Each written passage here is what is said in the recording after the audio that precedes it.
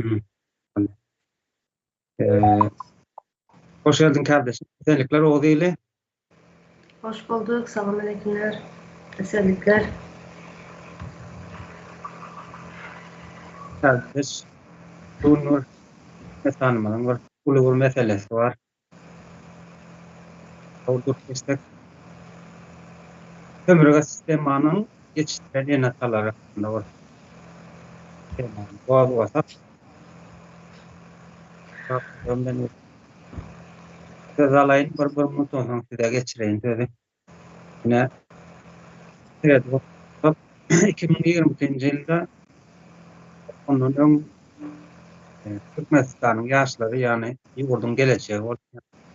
Yurttaş okuvalarda iş güçlükleri da yani durmuş devam etti.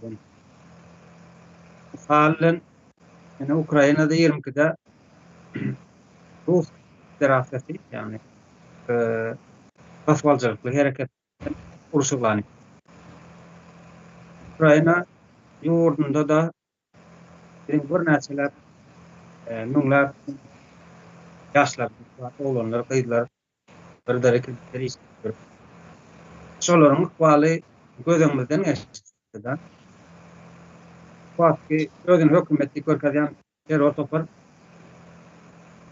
bir ne için mıdama edişler görkezmek için bir çok uçurunu getirdi. Yaşlanmadı yerine yurda kaytardı. Kanalların ıkbalı hiç ses çıkarılmadı yani halka bu hafta borçlarını yerine getirip halkın önünde geçmediler. Kasaba vermediler. Bunların her kim öz gücüyle içinde kaldı. Yurttaşına Avrupa, Ukrayna halkı karşı. Şimdi Türkiye yurdunda da şeyle yağday oldu. Bu kıyınçılık zekalar köpti okabilmen mecbur okul mektebini taşlap yani okul caylarını taşlap iş güçüyle yine yan yakında 6-7 Mart'ta Astrahan'da oldu. Bu diga bilmeyen yani medya arkalı halka yetirilen da varyantlar.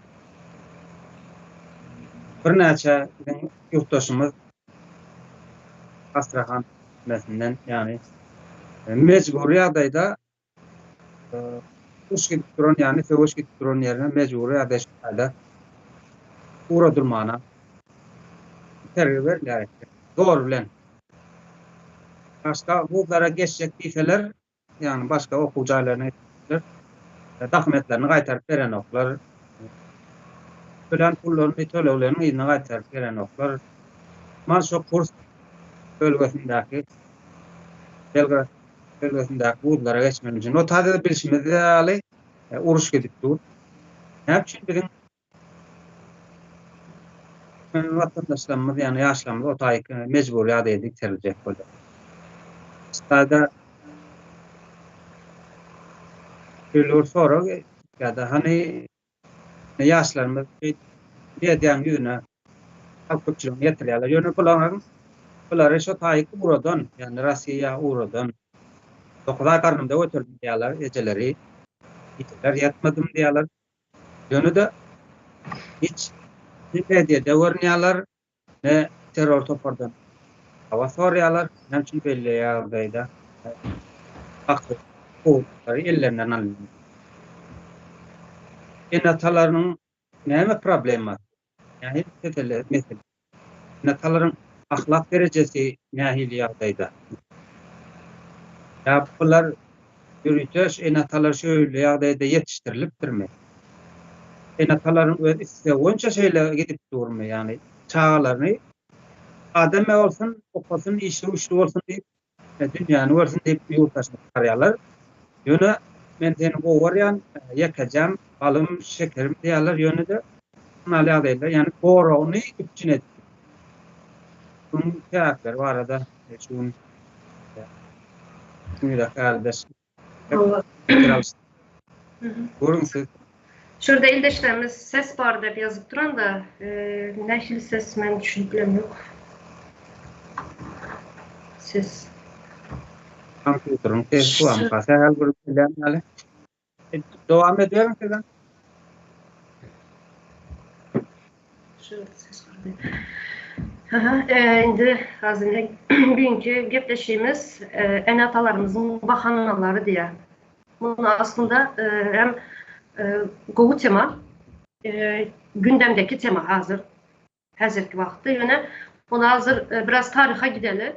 Şu 90'cı yıllardan şu vaxtlarda yine en atalarımız hazır bizlerin en atalarımız şu zatlara yine sesini çıkarma, koşulma özlerem şu koşulmaktır şu dövrlerde de sesini çıkarmanın ilsimine Niyazxın dövründe ondan sonra 2002 yıl mı şu Niyaz Papa kuşeni bolan vaxtı sesini çıkarmada şu neme bolan vaxtı şu ekran çıkıp nemetlere daşlamalı şu şunyalı bolan şu pakuşeni adamları daşlamalı da şu vaxtda en ataların sesini çıkarmanın yani siyasete karışmanlar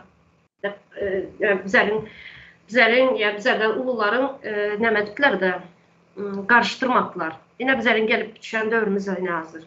Şimdi bundan sonra hazırki dövre gelsek, sesimizi çıkarmayın. Bizlerine misal için benim, sizin, benim yaşıtlarımız çağlarına sesi çıkarma, girmenler siyasete de, siyasete girdirmeyin. Yine siyaset az indi bunların içine girip duran. Yine az yana ait geçtiğimiz Ukrayna'daki studentlar okuwa dep uğradıyalar. Yine üstünden bomba yağıp dur. Hani bunların en atası. Yine aydiyalara bizler aynen misal için ekrana çıkıyoruz. Ekrana çıkan vaxt aydiyalar yine siz siyasete karıştınız, koşuldunuz.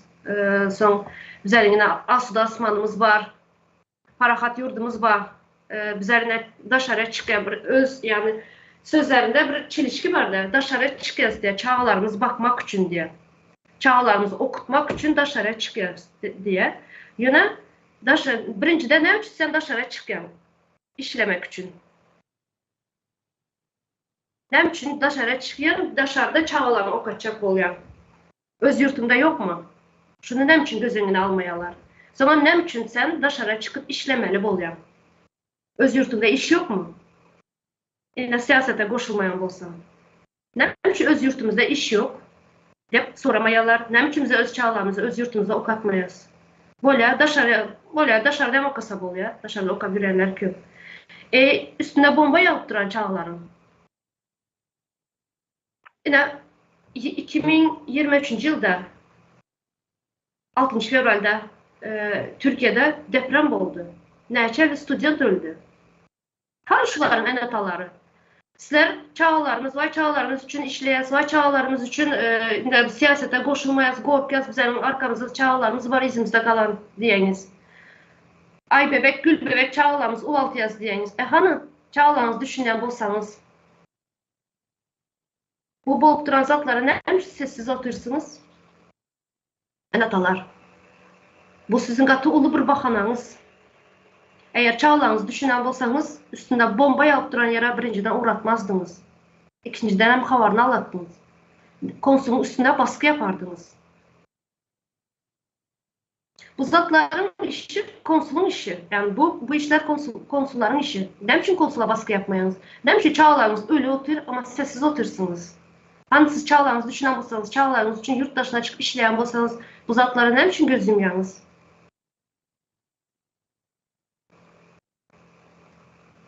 Ne sorak?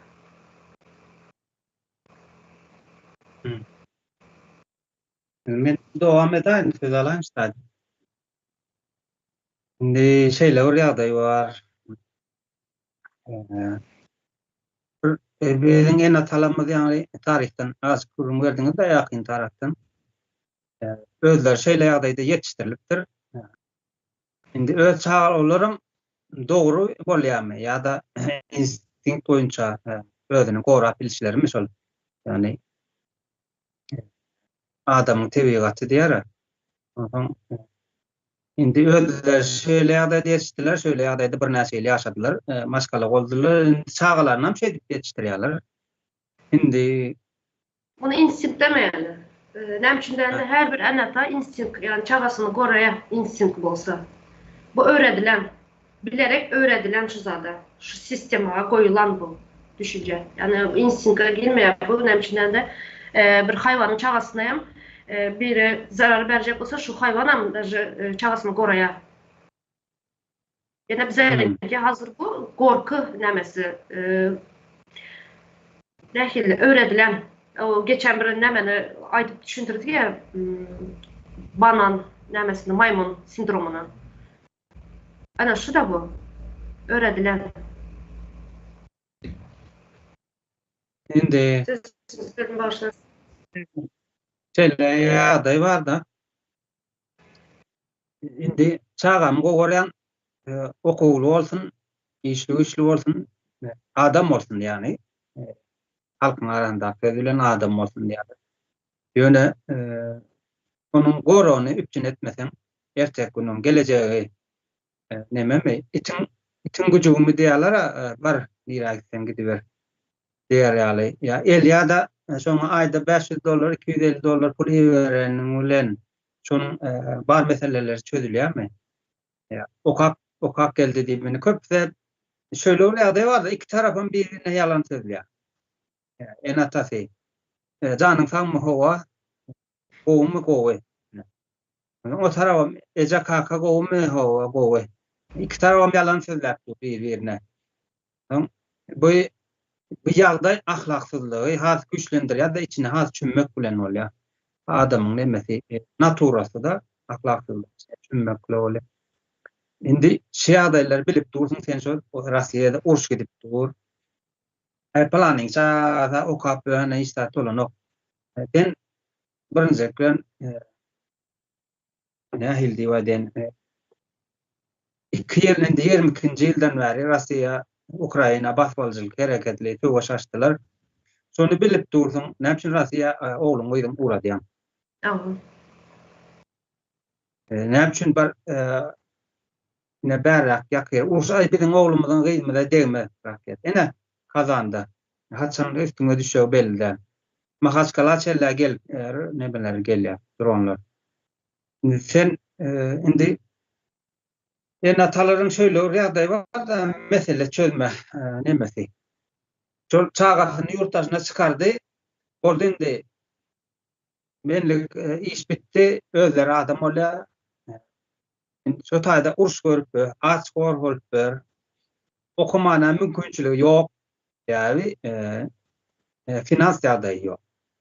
$250 daşar döwletde näme bolýar şu? Ýurdun içinde işletdiler pullar. Ondan mecbur okuyalar, kıyılar tapan yerinde, oğlanlarım yine tapan yerinde. Ne kat kazal gelse boldu. Ondan çölür ýagdaý var da.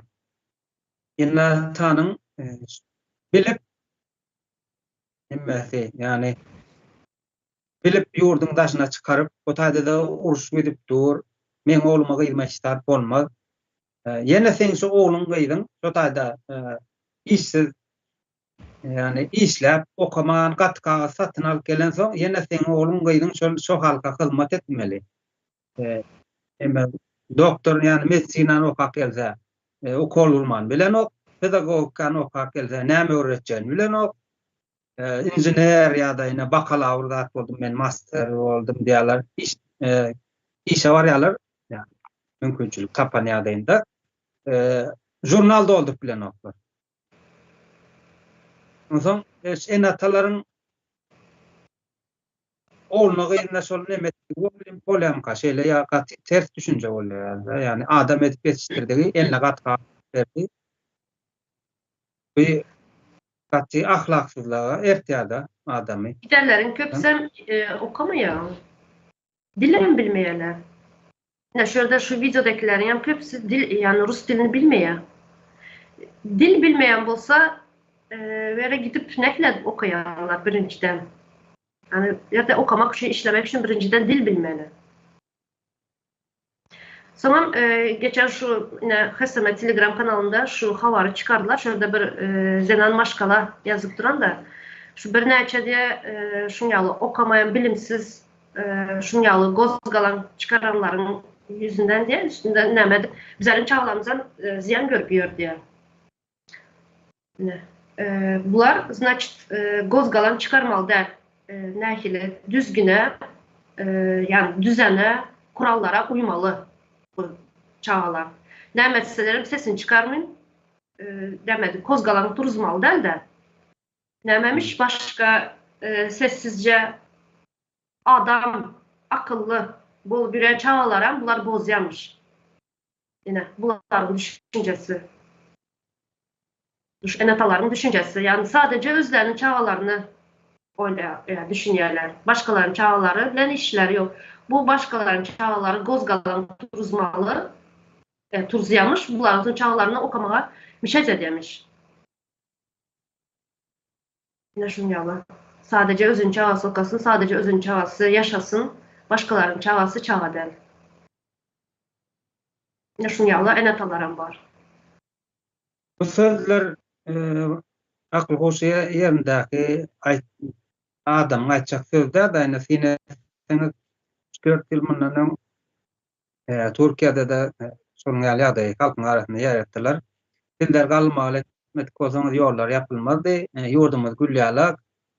Siz sesiniz çıkarmadan şu taýda iş tap berýärler bize.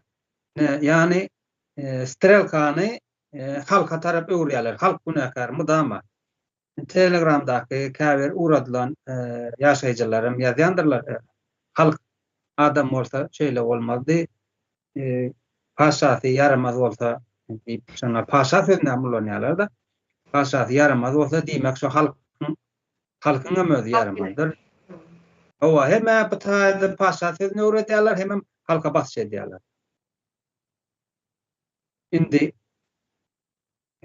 şol enatalar meseleler enatalarda da yani çağasynyň hakykatdan hem çağasynyň geleceğiniň bolmagy üçin adam şekilli işlemeginiň köpelik etmeginiň yani öz toprağında ýaşap işlemek üçin aladalan yani bolsa näme üçin Russiýa berýän ene çağalaryň gowp edipdi näme üçin şolaryň tarabynda bolan deme şöyle bir ýagdaý bar da hukuk diýen bir zat da adam hukuky diýen adam mertebesi diýe adamyň ahlaky diýe şo zatlar bilen adam bir adam şekline gelýär da bolmasa sen ilkmanda Türkmenistanda ilkmanda etdiler de dünýäniň ýüzüne bolup duran zatlara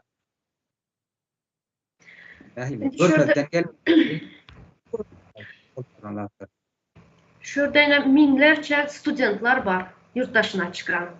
Yani dünyanın her yerine giden studentlarımız var. Yaşlar. Şular böyle bize Türkmenistan'da diýes de kanun bilmeýärler, hak hukukunu bilmeýärler. Yine minlerce studentların enatalarının içinde bir sanısı yok mu? Bir sanısı. Yani okayan, bilim alan bir juristi vardır, ne bileyim yani bir hak hukukunu bilen, düşünen biri vardır. Şular, hadi gelin kanayla şu çağları, şunyalı ýagdaýda bir gelin gol çekeli, bir gidip konsula şu nere yüz tutmalı bolsa Aşgabat'ın ya da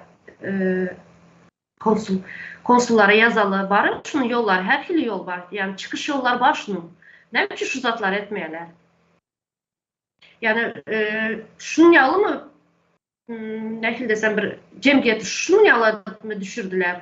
Şu ýagdaýam düştü. Hiç yani bir çağasını korar yalı bir hakkını, hukukunu bilmeýärlermi enatalar? Ya öz çağası, ciğeri, canı yani şunu hakkını koramasını bilmeýärlermi?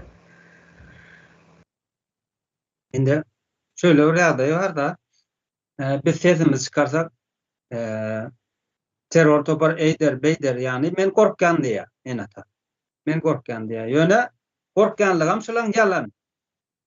Urs bolup duran ýere çağaň uğratýan bolsaň diýmek sende, mesele sende. Enatada mesele. Sen çağaň üçin gorkan ok. Korku diýilen bahana uydurýarlar da men gorkýan. Yani jogapgerçilik esasy mesele jogap üstlerine jogapgerçilik alyp bilenoklar. Dene çağan üstüne taýda bomba ýazjak. Ya maýna dende de bilimsiz bol geljek. Yurdun aýlap dolanyp geljek. Sonra bu miras bulup özüne diyecek. Bu miras bulup özüne diyeceksin. Şuna okap, üstüne diplom alıp geldi diye bolya aldı diplomunu. Katı kavazını alıp geldi. Yana oku bilim almadı uçağa. Çünkü hazır yine Ukrayna'da, Rusya'da bulup duran zatlar görüp otururuz. Nähili hazır uruş, yani oku bilim alacak nemesi yok az çağların yerde. Korku içinde çağlar. Sonra işlemeli bolyalar. Nämçinden atası pul uğradı bilmeye. Bilýäňiz, Western Union diýen bir näme yok, bank sisteması yok. Türkmenistanda işlemeye. Enatalar pul uğratmalı bolýarlar. Näkiledir? $50 limit. Son çağalar okumalı bolýar, işlemeli bolýar okuman yerine. Son okap bilmeyen çağa izne gaýdýar yurtuna. Gaýdan soň näme bolýar? Gaýdan soň hiçbir bilim yok. O bilim, yani okap bilmeyen çağanın izine gaýdýar, yani enatasından diýär o. Sağlyk doktor bolup geldi diýelim. Enatası şu çağan enatası kesel boldy. Näme bolýar? Gelip özünem diýär şu. Bu miran bolup. Şonuň üçin bu ýanky nerden kardeş aýdyşyňyz ýaly buların bahana, uly bir bahana. Sonra şunu ýaly bir ýene bir näme bar da köpsi okuwa diýip çykarýarlar, aslında işlemek üçin çykarýarlar. Enatasına maşkalasına pul uğradyp ýüren çağlaram var. Ağla şeyle ýagdaýda. Ama köpsi şu daşarayna enatası daşara çıkıp bilmeli. Bilirsin Türkmenistan'da köpsi, yani köpside 90% yurtun daşına çıkmanın aladasında.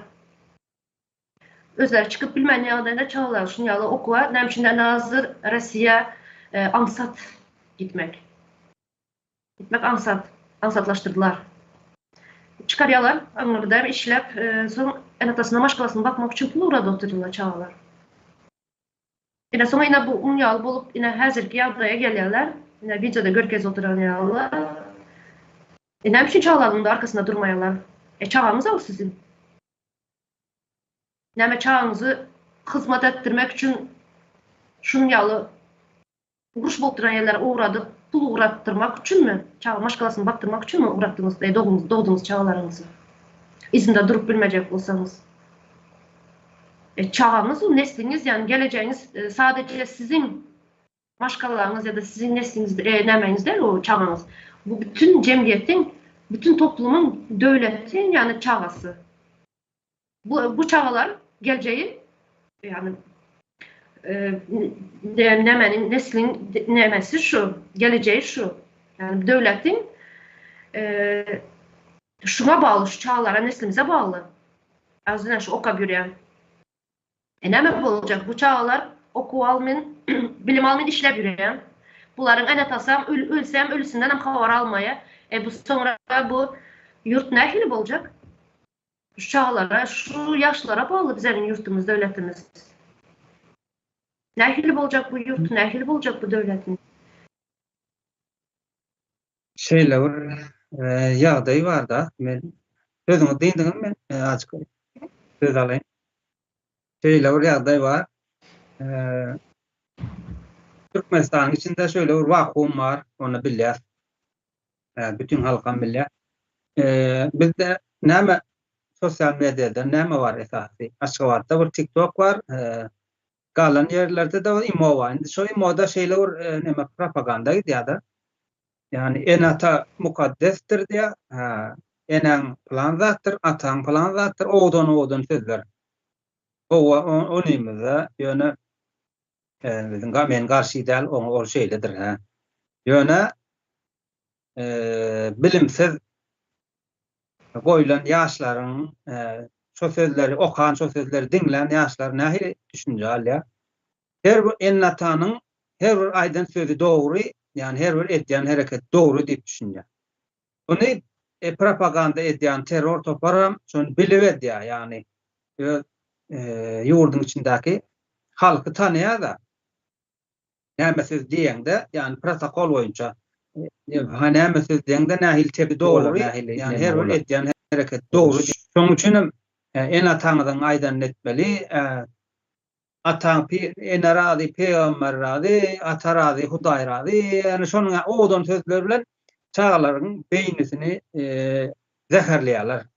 Ondan ýa-ni ahlaksyz en atalar, ene çağalar şolaň media çykartdylar şo näme? Bolan wakalar bolyn. Indi şu ýa-ni ahlaksyz en atalar çağalaryna basyş etmeli. İnternetde diňe yaramaz adamlar, yaramaz aýallar şolar çykýar. Siz internetde näme işiňiz? Siyasata goşulma.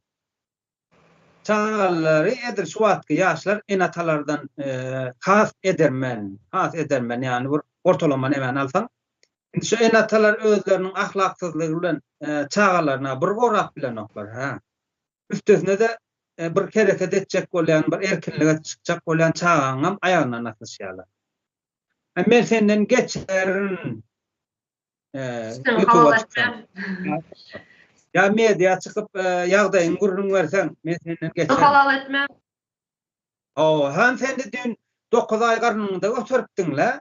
O näde 5 minutda sen ýetip ýetmen çağaňdan geçip bilýän. Bir geden sen onu okutdyň, ýetirdin, gezdirdiň, soýasy ýetirdiň, ol demesinden goradym diýip özüňçe pikir etdiň. Birden 5 minutda sen geçip bilýän la, ondan çağaňdan. Bu şöyle bir ahlaksyzlyga getiripdirler da. Bir sözü var palavrada. Şimdi bar sen özüň çağaň tarabyň nimetini goragyň üçin edip bilen ok. Näme üçin çağaň elini aýaryndan asdyşýan, etjek bolan çağaň ýa-ni. Sen etmän, biziň en atalarymyz etmän, ahlaksyz bolup ortalama. Yani birdir bardır özüni tanıyanlar. Biziň şeýadaýymyza düşmäne mümkinçilik yaratdyň. Indi de öz çağalaňam aýagynyň özüňe maksaşýar. Bulan soň şu wagtky terror toparyň eline işleýär bu hareketler. Yani senin her biriň, her çağaň ýa-ni bir polis goýmana mümkinçiligi ýok olaryň. Ana taýin enata. İkisi var ödem, bir çağa ikisi var. İki san polis var. Eýtme, beýtme. Öz çağanyň öz fikri bolmaýan, özgüvenli, yani özgüvenler yetiştirilmeýär birinciden bizen jemgyýetde çağalar. Ýine ulalan soňa 18 ýaşynda ýine Ýewropa nemelerinde, jemgyýetlerinde çağalar 18 ýaşdan soň özgür bolýarlar. Aýry ýa çykýarlar, aýry özüniň durmuş gurýarlar özüne. Ýene bizde näme?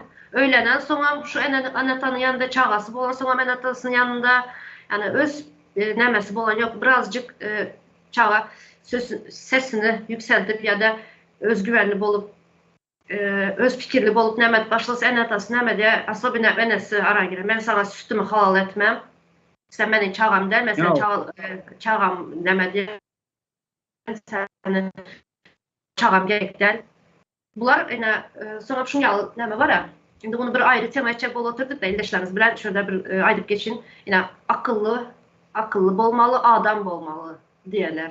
Yani adam bolmak näme birinciden? Adam demek näme? Nähili düşünje gelýär adam bolmakda? Ene sen adam bolmadın.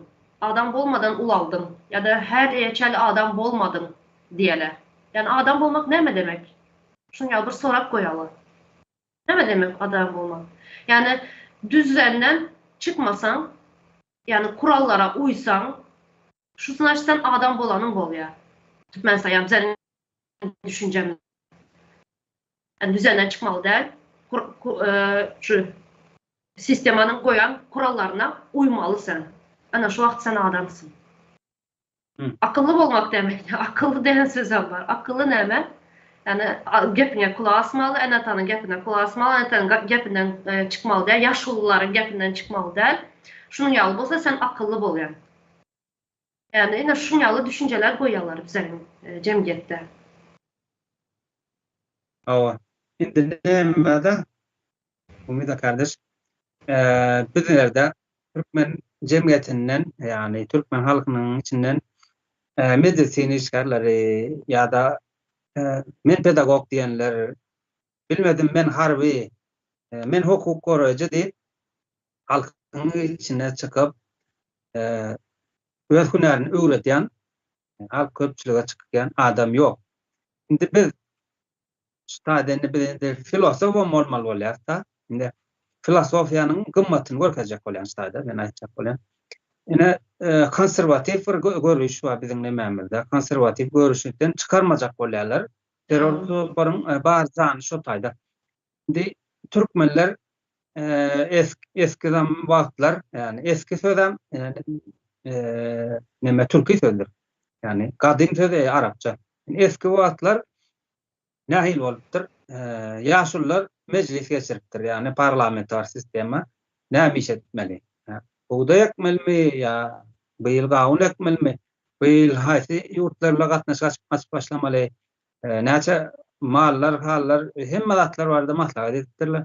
Ine onsoň gora bolanda da şo ýaşullar öňe çykman başarypdyrlar. Yani sen diňe sözüň bilen buýrup oturup bilen ok, orta çykganda öz nefsini goramak üçin, öz guşaklaryny goramak üçin öňe çykmana mezbursun. Yani tebigatyň kanuny. Näme üçin çykýan sen öňe, sen öz hedýän hereketiň bilen iziňden gelýän daklary görüldi bolýan.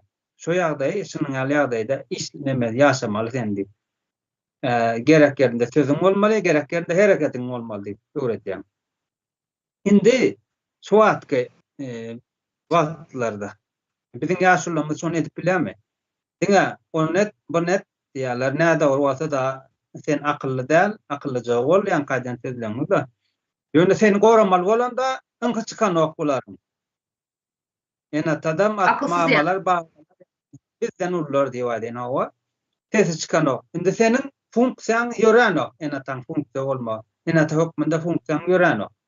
Sen görüldi görkez bilen ok çagaňa. Şunuň ýalyda ýaşamaly. Yani dogry görülden görkez bilen ok. Diňe gorkak bolmany, ahlaksyz bolmany, terör topar bir zat diýse, yani bir seslerden sen iki edep ürkmäni öwretýän, yani yurttaşyna çykyp oğlundan gyzlan göz açylaýan ýagdaýynda da yani bu düzgüne karşı çıkıp başlayanlar, öz pikirleri dörep başlayanlar, düşünceleri bolýar. Bu ýagdaýyň näde doğrudygyny aýtjak bolýarlar, orta temat başlayanlar bolýar. Sene moňuň kesýän ýok, bu ýagdaýda ýaşadal. Biz yani biz diýe raýat hökmünde ýaşamaly. Adymyz raýata berildi, pasportda raýat diýip berildi. Şonuň şu raýat görnüşinde ýaşamaly. Yani adam statusyna geçmeli däl diye düşünjäni enatalar neme diýär, beýnisine oturtýar çagasyna. Yani sürüden çıkmalı däl. Sürü psikologiýasy. Indi şu zatlar üçin Türkmen jemgyýetiniň içinden ýani Türkmen dilinde düşündirip, halkyň dilinde düşündirip bilen filosoflar gerek. Şu zatlar düşündirmek üçin. Yani kim kitap okap biler, kim demeden sosyal medyada dinläp biler, kim oňsoň tartışmada öz düşünjesi bolsa gelip tartyşy biler. Yani tanqytlap biler. Şonda yani gerçekler, yani hakykatlar göz öňünde serilip durýar. Sana seçim etmäne mümkinçilik bolýar. Enaň ataň ahlaksyz durmuşy da ýaşamalymy ýa görüş erkin bolmany dowam etmelimi? Kaýsyny seçdi? Bunuň ýaly-ýagdaýlar ýüze çykýan filosoflaryň etdiýän işi şol. Kitaby mene şoň üçin yani filosoflar ýigirlerler, ýaly alim adamlar ýigirenler, ýaly şu sistema yani akla karşı gelýän. Sovet Soýuzynyň memesi şo düzgün şol. Akla karşı gelýän. Halka otur diýerler da sen akıllı bolduňmy? Haçan adam boldun? Karşılıklaýyn, sonra bersen Yani adam bolmalymy? Haywan ýaly ýa-da haywança ýok, ýaşamymyzy, durmuşymyzy dowam edelimi diýsen, yani aýtmana sözleri ýok. Ýöne öwretilen galyk, öwretilen sözler bilen konserwatyw bir näme, yani konserwaň içinde saklap, sak näme diýýärler, dowam etdirýärler da. Bu ýagdaýdan enatalar çykmaly, öz ahlaksyzlyklaryndan çykmaly, enat oglunyň eline çözmeli. Goltuňdaky bir gorkak dünýä, yani garyp bol, yani rahat durup ýaşamaly dünýäden urturjak bolmaly çagatyny. Eliniň güýjüniň ýetdiginden. Ene halkyň sesi, milli halat sesi ortaga çykda. Dinle şolar diýmeli. Siziň daşaryk dinläp görnäme diýär. Şolaryň düşünjesi bilen nähil pikiriň deňelýärmi? Dogry zat aýtýarlarmy? Ýa ýalňyş zat aýtýarlarmy? Öwren diýmeli. Özlere öwrendik göýerler çağlaryna. Ýöne o taýyp barma, bu sözi dinleme, onu dinleme. Ondan sesini çıkarma. Hiçbir işin olmasın. Bu ýagdaýda sen durmuş näde öwretjek, dünýä näde öwretjek çağana? Yani Gowzat'ın üstüne bastınız. Ben şurada söz alayım. Yani benim 2 oğlum var, bileniz 2 çağım var. Köp yanlışları oldu. Köp yanlış ettiler. Şu yanlış eden vakti ben hiç kaçan sen yanlıştın da buna hiç keyemedim. Doğru yolunu tapacak bu oldu ya. Doğru yolunu tap. Ne şunu yalı diyelim ben hemşehrim. Hazırım şunu yalı. Yanlışmayan adam yok diye. Yanlışmadan yolun, öz doğru yolunu tap bilmeyen diye. Şuna şu sözümü düşünecek ol neyme demek isteyelim diye. Hiç kaçan adam yanlışmadan doğru yol tapıp bilmeye diye. Yine şunu yalı deme. Urmalı der, keyemeli der, çağanı. Ya da sen yanlış ettin de üstüne gitmeli der. Haçan yanlışsan doğru yolu tapıp bilen adam. Yanlışmadan o yürüyen yolun yanlışlığını bilip olmaya. Haçan da yanlışyan, ana şu vakti doğru yol tapılıyor. Yine şunu yalı etmeli, çağanı. Yine ne mi ediyorlar bize de? Yani sana sütümü haram ediyen ya da uğrayalar ya da cezalandırıyorlar çağaları. Aslında onun yalı etmeli de yolunu tapmasını öğretmeli çağanın. Yıkılsın, düşsün çağa. Şu düşen vakti kalkan vakti yani doğru yolunu biliyor, tap biliyor çağa. Yanlışmadan hiç kaçanan hiçbir adam çağa olsun, adam olsun bir de yola gidip oturan vakti yanlışmasan eğri yola girmeden doğru yol tapıp olmuyor. Benim şunun yavru özümün nemem var, düşüncem var. Çağlarıma şunu öğretiyorum ben. Hava. Yani bizimkiler ne emedi? Yanlışın üstüne yanlış koyuyorlar. Sen yanlıştın da vuruyorlar, yanlıştın da cezalandırıyorlar çağaları. Yanlış yola girme diyorlar. Yanlış yol ne yol? Yanlış yol siyaset. Hazırki dövrde siyaset. Siyasete koşulma diyorlar. Aslında düşünmeyeler. Aslında adam doğulandan ta ölence siyasetin içinde. Senin durmuşun siyaset. Durmuşun siyaset bu olan. Sen girmesen siyasete seni siyaset içine katı gov edip içine salıyor. Yine hazır ki düşe yağdayım size. Gov edip siyasetin içinde yürüdüler. Yine yadınıza düşen Özbekistan'da yakında bir student kız öldü. Maşın yolda gitti oturan yerinde maşın kalktı da öldü. Ne mi oldu? Hanımının en atası yok mu?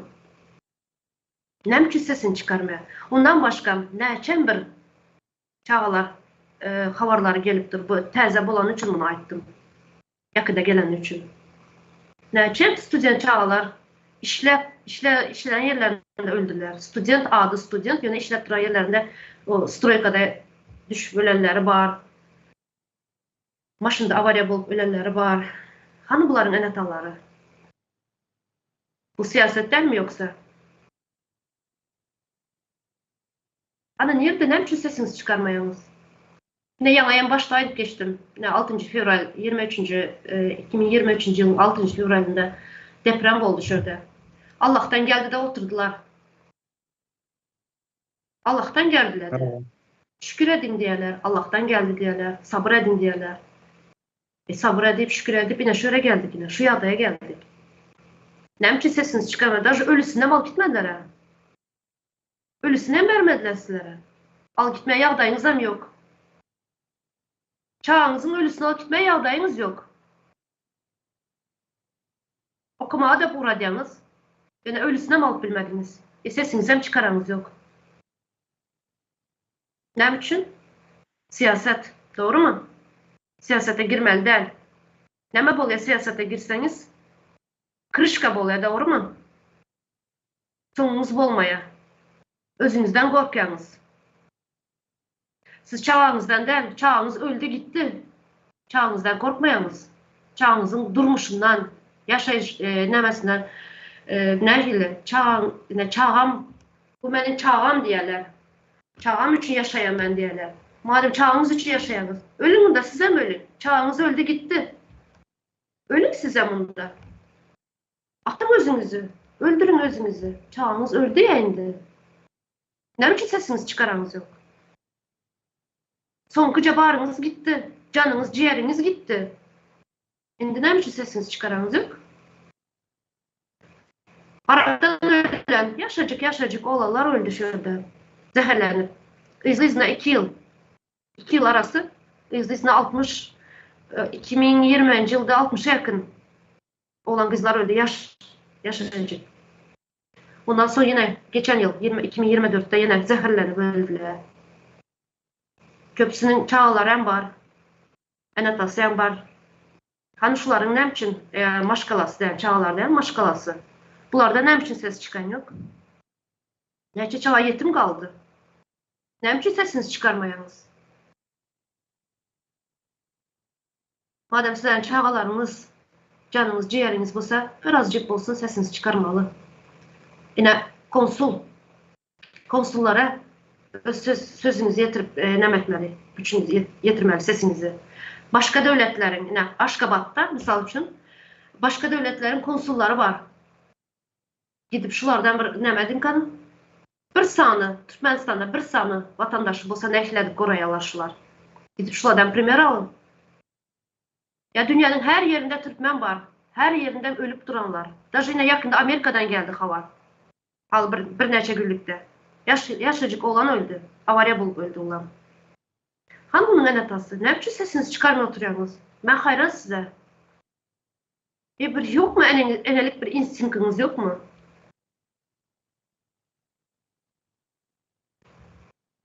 Hava. Neylerle tablar. Madem hayran onlara hayran. Birsan kirli polisin dan gep çekmene gorkup enatalar çağatın ölümüne me diýerler, ay Allah'dan geldi diýip. Yo aslında olar yani bu berde çağatı üçin içkili ne goro var, ne çağatın söýüp biller, söýýän diýmesem ağlabasam yalan balalarım 9 ay garynda ötürdüm. Diýmesem yalan birden kirli polis kapısından gelip ne üçin sen medyada gepledin diýse, şu taýda jana çykjak diýmek ahlaksızlygyň şu derejeye ýetipdir. Çağaňdan geçip bilýän da birden kirli polisi görseň. Yani halkyň arasynda Allah'dan geldi diýen bir neme bardyr. Sözi tokýarlarda empoze edýärler. Onam şu dini adamlaryň ene edýän nemesi. Diýýärdim. Halka berýän ullakan diýenleriniň biri da.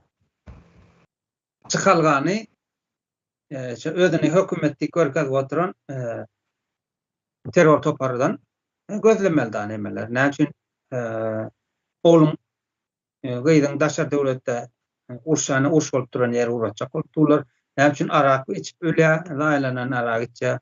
Ne üçün eskerlige giden de nemede kançasında da seredilen ok, derman yok. Ölüp gelýär çağanyň Allah'dan geldi diýip bir nemeni berýändirler. Mesela çözümü sokakdan gözleyen, yani boşluktan gözlediyorlar Allah'dan geldi diye. Ya Allah'dan sonra bile nokta olur. Ne için öldürdün? Ya da Allah'ın ne diye nemesi var. Hakkı var mı senin çağın öldürüp vermene? Her zat Allah'ın elinde diyorlar. Bu ulu bir propaganda şu. Ulu bir. Hem zat Allah'ın elinde diyorlar, sen sesini çıkarıp bilmeyen. Şonu bu halkın üstünde gat köp işliyorlar. Şu nemede hindi vadin vakum içinde saklama için yine Orset diyorlar. Rusya Federasyonu, Türkiye oradan başka yerleri çağalar çıkıyor olan yani yaşlama okuyor iş deyip var. Gözler açılıyor bular. İslese islemese. Gözler açılıyor. Yani şu enatalar badak olup duruyor. Yani bir adamın kellesinde revolüsyonlu yani ütköşme olmak isteyen bir pikircik diyor da uçkun uçaram ol şu uçkunu birinci enatası öçürüyor. Şu uçkun boş kellede bir uçkun çıkayınca bir giden proses geçmeli da yani bir fikirmeli, düşünmeli, öz gözü bile görmeli, horlanmalı, bir gün dokurak yaşama, bir gün azırak. Şu bir uçkun çıkayınca bir giden proses geçecek. Uçkun çıkandan devam eder, o devam eder. Yani şu uçkunu enatalar basıp yatırıyorlar. Yine uçkun dediğiniz hazır yine Stavropol'da studentların arasında bir uçkun çıktı aslında. Yani şuları yine yatıracak bulup durdular enatalar. Şular birazcık enatası golda verse şulara uçkun ulalıp gidecek yöne enatalar susunu pes edip susunu kesip oturdular. Yine şu uçkun ulu bir uçkun studentların. Yani en bir ne desem revolüsiya dövründe en ulu nemeni studentlar alıp götürüyor. Goşant'tan da ulu rol studentların rolü boluyor. Şunyalı revolüsiya dövründe. Yine bizerinkiler ne şey diyorlar? Şunyalı sus pes edip enatalar çağlarını susturuyorlar. Hemçinden de şu enataların özü şu baskın basışta ulalarlar. Hazırki yine şu çağların, yine şu videodaki çağların enataları ruhnama bilen ulalan çağlar. Yani 80. yıldan sonku, 90. yıl, 80. yıldan sonkular ruhnama kitap bilen ulalanlar. Yani bunların çağları 2000. yıldan sonku çağlarına şular. Şöyle burada hemen Stavropol'daki Türkmenistan'ın konsolu ve adam ilamanı diye. Bu vakadan son Stavropol'a gidiptir ol. Yani şöyle görkada olun. Bir mesele çözüşüne ait bunların. Sen halka hizmet eden adam, doğru mu? Sen ne için kürsünün üstünde oturursun? Ne için yani studentlerin içine girip şoların yanında, şoların içinde olup näme meseleler var ya gelecekte nähil mesele çıkar. Tarihte şeýle meseleler çykdy. Şonu nädip çözüpler nähil öz akly işler noktaýalyşy gadam ilam alhum boş kelle diýersiňe. Soň studentler öz aýdyp berjek. Bizim imitimiz eten ok. Bize verilen geçirilecek pullu döwlet diýip adlandyrılan bir guruluş çäkli geçire ona bölüp berýär. Yani bahalardan havarınız yokmay bilança. Ondan biz derde bilim alıp bilem de pul yetmezçiliğinden işlemeli ol ya. Yine üstüne mesele ol ki o barıp her kimin başar ya ustalığı açıp bıraklar gururum verip ol nemenin datsende geplep dur üniversitenin datsende geplep dur konsolun aytmal sözlerini Rus tarafı geplep dur yani Rus представители geplep. Olam ağzını açıp oturuyor tayda. Dinle otur. Demek söz alayım. Çözülen o var. Birinciden boş kelle dediniz yine. Gadan İlemanov doğru mu? Doğru ayttım. Bunun boş kelle bolsa birinciden näme işi var? Evde kostyum çalır giyip näme bu dememe hokkabaz ýagladyp oturan. kostyum çalar giyizdi. İkinciden bu aylığını nereden alıyor? Kimin hesabına alayan aylığı? Bu işini becerip bilmeyen bolsa. Näme işi var bu kürsüde bunun? Bunun şu birinciden şu konsulların en mühim vacip meselelerinden biri studentlar. Doğru mu? Yurttaşında. O Näme onda? Berde näme işi var bunun? İşini bitirip bilmeyen bolsa. Şu bizlerin hasabımıza yaşa bilen adam şular aylık alıp konsul işgərləri. Bu çağaların işini bu hazırda şimdi yuridik işleri doğru mu şuların hazır? Aslında qaranda yuridik işleri. Şu zatlarını bunlar çağaların problemalarını çözüp bilmeyecek olsalar näme işçileri var bunların? Kürsüde. Näme üçün aylık alıp çağa bak otururlar, maşkala bak otururlar. Kimin hasabına? Bizlerin hasabımıza. Hissat gürlemeyecek olsa o çağalar gelip problemasını kime aytmalı? Kime? Nere yüzlenmeli bu çağalar? Daşar yurtta bir kurama vardır ha? Yüz tutmalı kuramasa konsul. Bunların bu işi bitirmeyecek olsalar. Onda näme etmeli bu çağalar? Anatası bir taraftan. Hiçbir gol dağı yok anatasından. Näme etsin bu çağalarında? şimdi şeyle oraya hatay var da yani bizim çağalar diyorlarlık studentlerimiz Türkmenistan adından baran studentleri kurs Belgrad yani uç olup durun yere geçirecek kolaylar. Şimdi yankı adam ile manıf öz yani vazifalendirilen ornunda adam şeklinde diyorlar halkın üzerinde işleyen olsa şol üniversitetin rektörü bolýarmy? Bilen okura rektör bolýarmy? Hiç milt edip bilerlermi? Bizim çağalar şotay urşa. Urş bolup duran ýere geçirmeli. Edip bilmezler. Bular näme üçin bol garaltga ol wagtlar bular şotayda yani Russiýa bilen söwde gatnaşyklar bolýan bolsa, şol söwdegarlaryň arasynda ýallanýan adamlar yani. Ýallanýan adamlar şolar şolaň üstünden sunk edinýärler ýa-ni jügüsini doldurýarlar diýip aýdyn. Başga hiç zada ýarany oklar. Döwlet strukturasyna düşünüp ýa döwlet akly bolan adamlar däl bular. Ene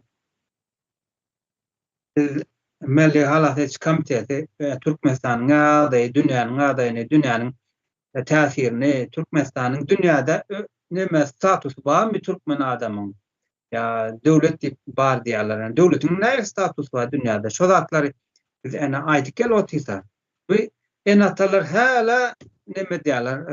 Çağlaryň elinden aýandan nasıl süpürýärler. Barmaň etmäň, goýmaň.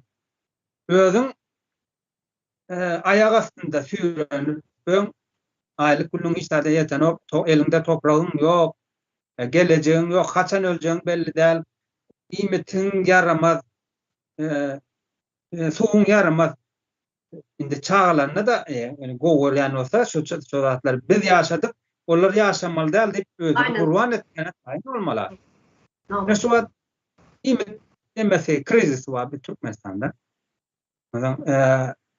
Ýurdun içinden çıkan iýmetiň barsy diýen ýaly hemikatdan doly azot, fosfor diýdi, pestisit, gebresit hemme zady däri dermanly da. Alan demende zehari mesel vitamin ýok.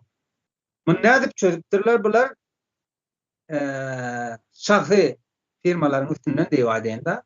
Yani alpsatlarlaryň üstünden türli nädip bir derman, vitamin kompleksli bir näme bardyr. Deňiziň dibindäki nämeden otdan ýasalýan vitaminli demir ama içinde hem mesela sinkana çelle. Şonuň bilen şo nertýalar ýurdun içinde de iýmet ýetmezçiligi şonuň bilen doldurjak bolýarlar. Tabletka ýedirýärler adam. Ummatda.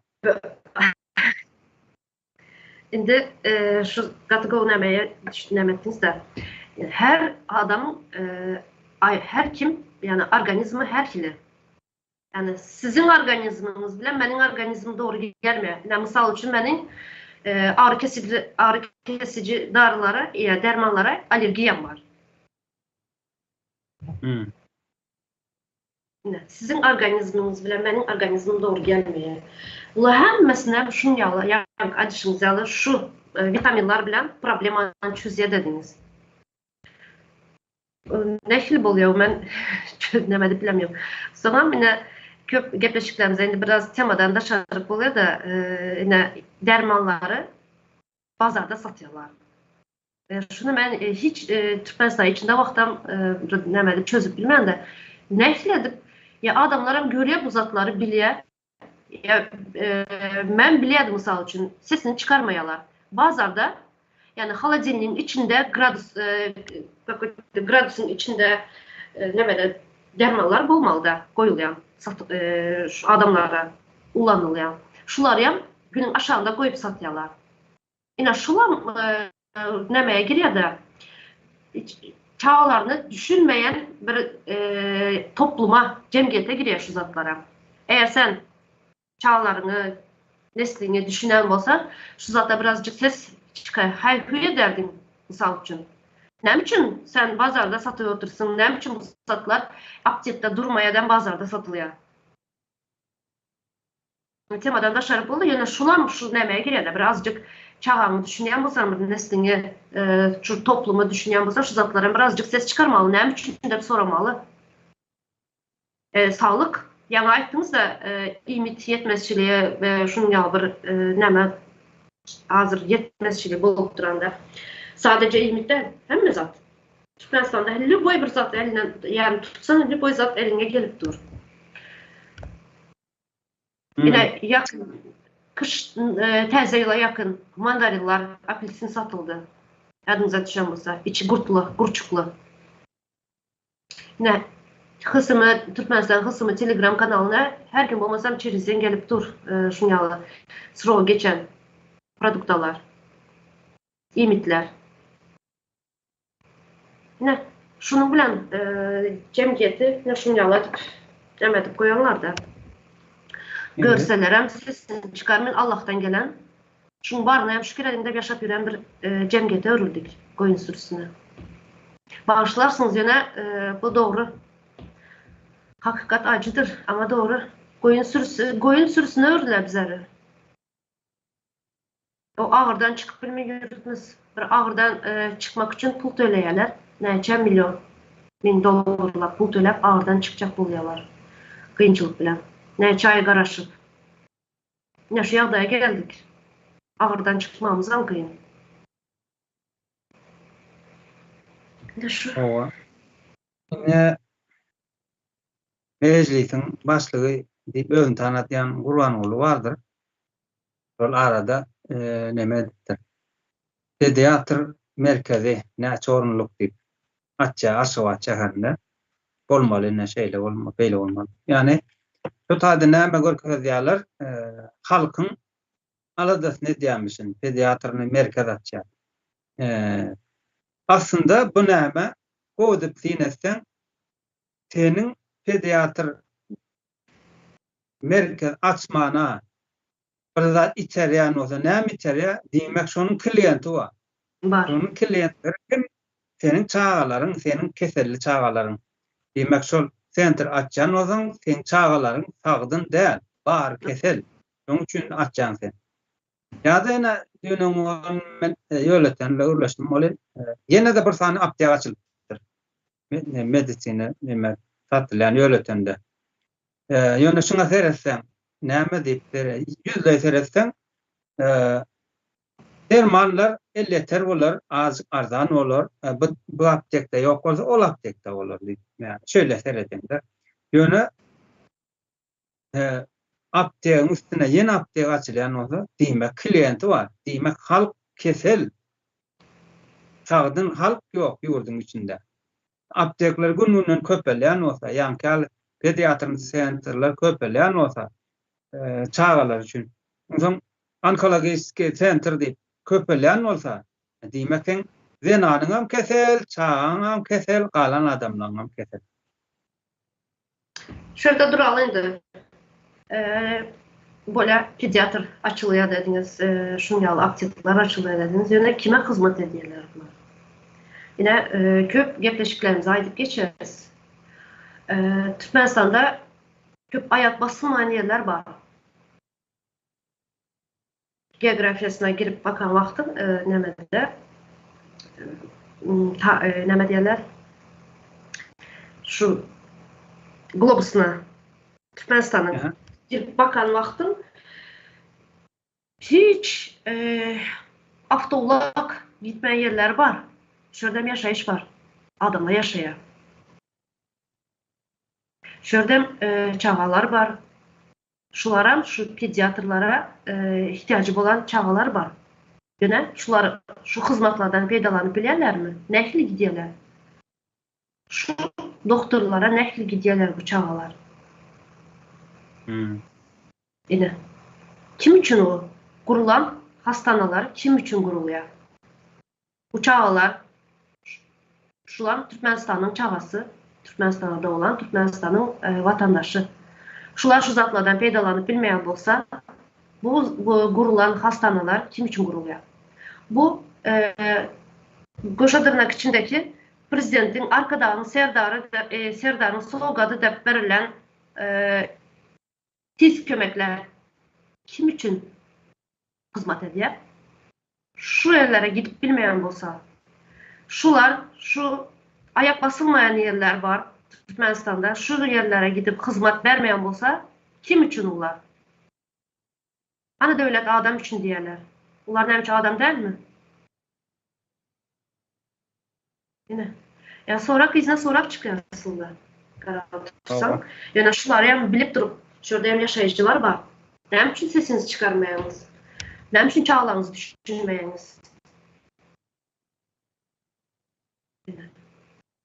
Sorak köp. Sorak vermeyebilsen sorak köp aslında. Yani bizlerin cemiyet sorak vermesini bilmeyenler. Yani şu an en büyük meselemiz, en büyük problemimiz şu bizler sorak vermeyi bilmeyenler. Başta sorak vermeyi öğrenmeli. Çık aynanın önüne geç, sorak ver. Hiç olmazsa birine berk bilmesine şunu yalan özüne vermeyi öğren. Sorağı.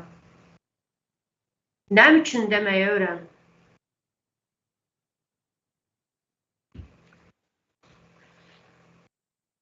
Ya.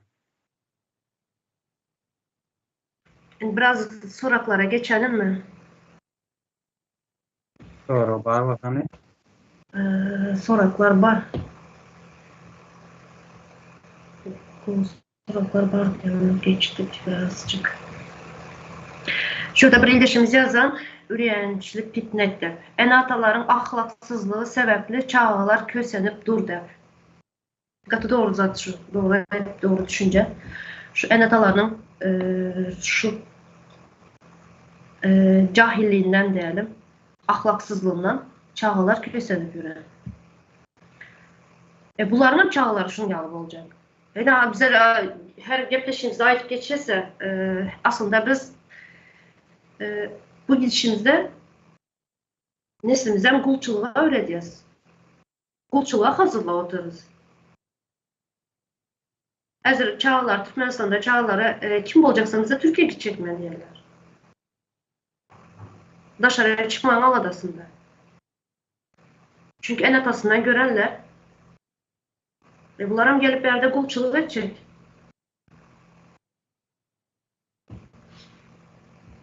Yani o nemeler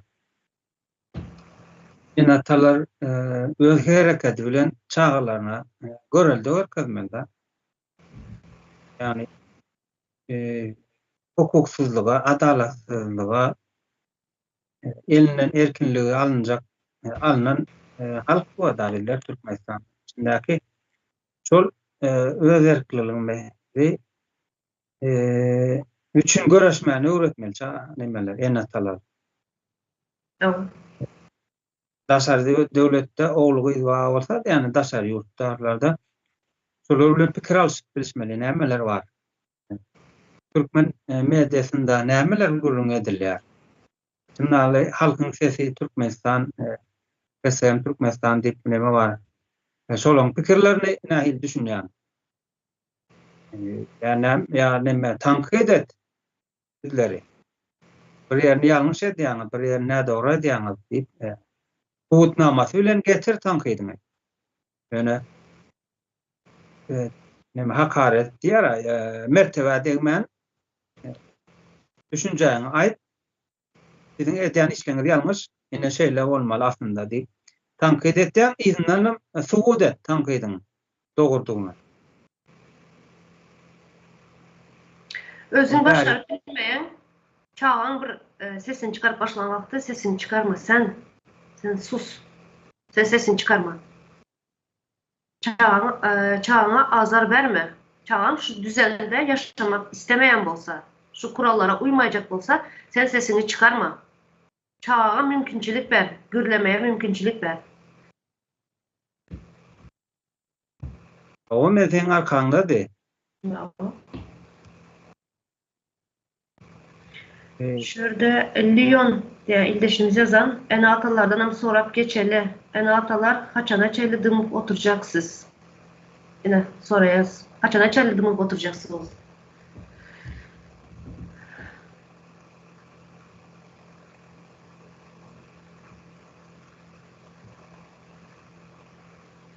Hava. İldeşler sorak yazsanız neslinizi diyeceği için düzenli kıymalı. Otan şöyle bir ýagdaýam bar da ýene Täze Türkmenistany grup berdi diýelim. Bir näçe adam grup berdi. Ene şunu. Ruslardan öler erkinligimizi aldyk, topraklarymyzy berdik.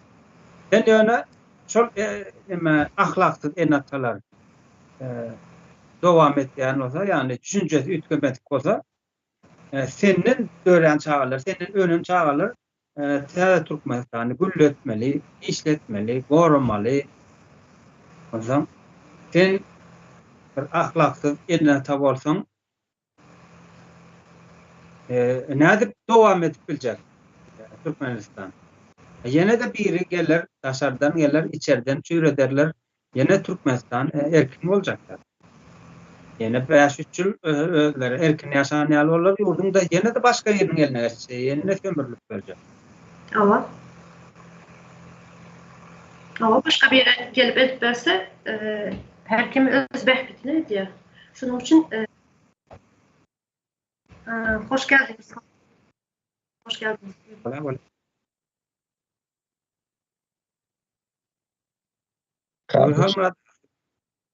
aleyküm. Salam Halmurat'a, hoş geldiniz. Selam, hoş gördük hemmeňizi. Menemin ho bir döwür Vladimir Lenin'in Şweýçarda giýene şalaşyna ýatdy. Mazene wa geldim. Yarım saat boluş şonayda indim birinciden. İkinciden kutlu mübarek bolsun. O neteden ýerde asmanydan dileňiz ýerde gowuşdy. O Trump da adamı da savursun aýdyry. Elon Musk'a da ana Azatlyk radiosynyň Golos Amerikanym ýatyrdylar. Indi daha şeyler açıklar. Sorar şu halkın kanunun hasabyny, göz ýaşymyň hasabyny, görgüsiniň hasabyny, ene mal mülk düzedip pülpüllep ýörler bar 25-30 ýyllar. Azatlygyň keteginde. Daha şeyler olur. Şu bizlerin ayda oturan problemlarımızı aslında şular aytmalı. Ne için bu studentlara pul barmaya, ne için studentlar işleye, okuwa gidip diye. Yine şu zatları aslında Azatlyk radiosu aytmalı. Atı doğru kardeşim. Bolya, ahir sonu bizim gökdäki dilegimiz ýerde gowuşdy. Erti Birleşen Milletler Guramasyny bolsaň. Men bir isleýän şu Göpa Hajyp diýen bir gözüm katlaşdy, maňa şo gerek. Gözüne serip tutmamın diyecek sözlerim var kardeşler. Öyle işlerimiz var, öyle yetkimiz var, Merdan vardı, Beyleki vardı, Öğüdümüz vardı, Türkiye vardı, Erdoğan vardı, kan gurun etmeli zatlar. Kadir gelmeli yarım saatten ben gidip karşılayacak, oğlu berdi, olmayan aeroporttan karşıladı, getirip bana düşürdü, berdi, bir borur yarı yurtlar, o diye burası sayılı olmadı. Bana canetçilere men pul tölemeli. Men canetçilere pul tölemeli. Ben bir sunyal hemmesi. Dünya bunu yeme de. Bankerlerin yurdu şeyde var yani kendine kapitalistler. Yani sosyal sistemi yok. Bunu da kardeş. Yani nastroy koyu ne tavrın eden tecrübenin hemmesine ustaydı. Erti gider gitmeli yerlerine varmalı yerlerine. Bana geldiğin yerlerine karşı birazcık sedim koyulay. Hep şu tağıt altıda 7 yarına öden çıkaydım şu maloyu verdim da bize de yap. 9 yar var paraya. 14 15 tağıt yok. Yani yolumuz yengil varlık uğrumuz var ya. Aydan bir tapar yerde kardeşler. Yılda da öğreniyal yok. Biz aya öğreniyal var. Ene öňüňiz ýagtylanıp dur. Ene bir tapar ene haramda adalardan dynlyk. Dynlyk diýip aýdaýyn. Ýöne olum ente koşuşmak. Şular ýa pikir bar. Onu başga ýerden sponsorlyk gözler. Ýöne şol gözlemelik üçin bizene şu öňkeden çykyşlarymyz var. Şol geldi bilen başgalasy bilen şu eden çykyşym dekabrda akyly gitdi de otak. Son dekabrın ahirine de oğlu yani Davutkan bir yeme hat yazdı. Elon Musk o yazdı da Elon Musk ayıttı Suriyal. Kim neyme böyle Azatlık radyosu var arada ya Suriyal. Yazın bana gerekmiş olur radyo bize dedi. O zaman on ön fikrini hem meşguladi yazıptır İngilizlerin o katı ulledi o taydı yaşattır. Sonra da Musk çıkış etti bir hepte geçmek. Yapmalı sol radyo ne için her yıl şulara $1 milyar tölemeli. Näme hatyrasy? 1300 adam işleýär şotayda kardeşler. 1300. Her biriniň alýan aýlygy petinden $5.000 her aýda. Şonu 1300'e köpelten matematiğiniz var bolsa bir näçe bolýar? Bir aýda. Bir ýylda. 10 ýylda, 15 ýylda, 35 ýylda. Ene, eseri kılar. Näme işetdi şolar? Yine cümlelerini kalınlattı. Avrupa'da Zay satın alırlar kvartira o devrardan da alıp 3-4 tane kvartiran satın alıp onun kirayını tavsiye böyle. Son hesabını yaşayan. Senin çeken cevherlerimizin hesabına yaşap yören. O halkımızın göz yaşının hesabını çeken cevherinin hesabını türmüdaki bir dermansız ölüyerden hesabını daşından kıyış gözlep verilen hesabını yani bu dünyada hesaplaşık bahadır kardeşler. Yine geldi adaletin bir çeti. İyidine mark etmeli var. Sebep men bir zat pikir edýän onun ştaýdaýdy. Hazır Trump'ın döwrüni şurak hemmesi ýapylýar. Ýöne bular dek ýatjakdan ondan mundan grad sorajak. Şuň öňüne almalysyň hemmeni. Siz indi ýetişen kadr. Şuma ben ýolda bir 2-3 ýerde düýün şuň jaň edýärdim. Hanradagy sagwarsyna ýaşlany töweleme edilýär diýe ýol barşy topalýar diýip. Ben sonra 2 volt bile maksular ýalay diýen sözler. Hani Türkiýede hani yemedim Baybal Arabistan'ın jaň edip durur. Arabistan'ın jaň edip durur. Düýün bir ýer çykdy otaýdym. Hanrada men ne diýdim diýip ilk döwrden mersiýlap gelýär. Yani ne şu maksat görüp otur gözümüz yıldırap diýmek maksadyň we ýetmeň bäri. Ýeter diýdim näme diýip. Ne şonçy gayrat edip yerden şu küttükler urun durman bir minutum. Bizden başka, mesela sizden başka şu devleti elnazak ya devleti dolandıracak başka hiçbir güç yok. Şunu bilip koy. Siz devletin iyisi yertekun. Başka hiç kim değil kardeşlerim. Doğru şunu. 5 yıl azap ettiniz, inni son rehmetinden siz görmelisiniz. Halka görmelisiniz. Halk bilen bile yaşap, son rehmetinden bile görürsünüz. İyi de gaytmak yok hiç kim. Gayrat edin, yerli yerden. Her bir adam öz başarı neyisine. Ben dinleyip otur, şu uzakluğun dandanın yolu aeroportuma gelýänçem, vilayet merkezine son aeroportda otur. Dinledim, uğran, gayta. Şu senin edýän çykyşlar. Monça bolup otur. Depem göňe derden anayman. Yo in olur gideri ýa-gileri desip yok kardeşler. Adalet badır bu dünyada hana başı geldi. İyidine mark yatar. O bir topar hukuk koruyucu götberiler bağışlan sevunmeli öyle.